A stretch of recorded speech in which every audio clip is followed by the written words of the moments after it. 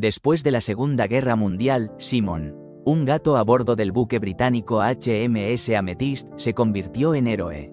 Simon cazaba ratas, protegiendo suministros y salud de la tripulación.